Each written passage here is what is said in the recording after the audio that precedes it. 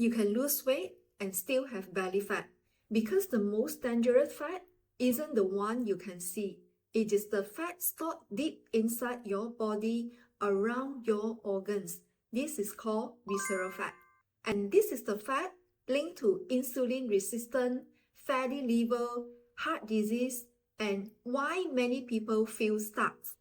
But here is the good news. Visceral fat is actually one of the most responsive types of fat when you create the right environment for your body.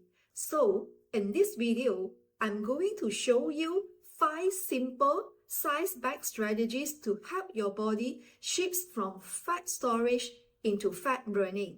Stay with me until the end because I'm going to show you the system that actually helps your body lose fat. Not random tips, but a practical way to tweak what you're already doing so it finally works for you.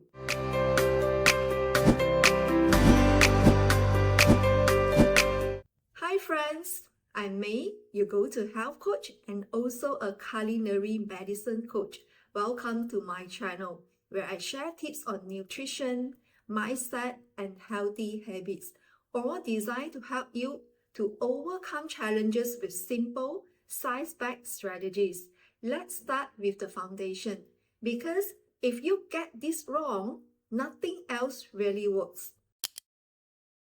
One of the fastest ways to block fat burning is unstable blood sugar.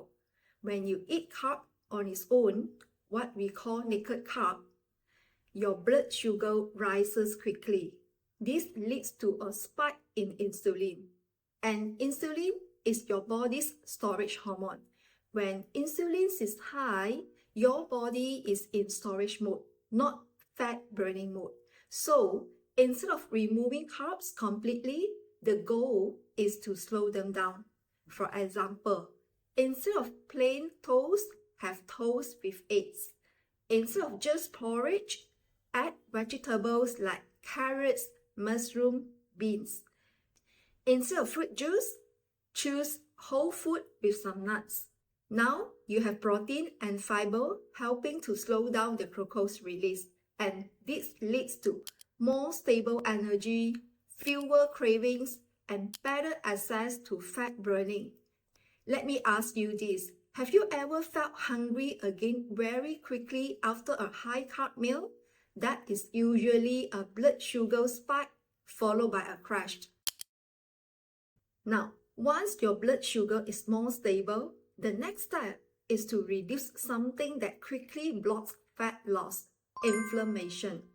Visceral fat is strongly linked to inflammation in the body, and one simple way to support your body is through what you eat daily. Let's start with something very simple. Colorful vegetables.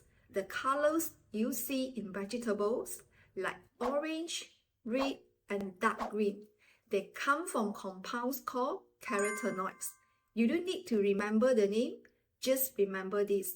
The more color on your plate, the more support you are giving your body. Foods like carrot, broccoli, spinach, tomato, bell peppers. These contain antioxidants that help reduce internal stress and support fat metabolism. And when inflammation goes down, your body becomes better at releasing stored fat.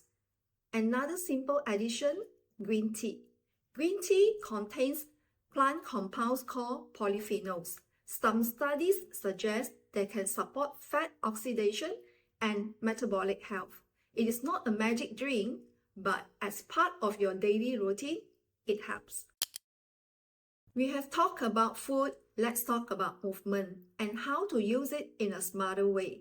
Many people think, I need to exercise more, longer, harder. But that is not always the most effective way. What matters more is the type and consistency of movement. First, simple movement after meals. Even a 10 to 15 minute walk after eating can help your muscles use up glucose more efficiently. This improves insulin sensitivity and reduces fat storage. Second, include some moderate to higher intensity cardio, for example, brisk walking, cycling, light jogging, or simple interval training.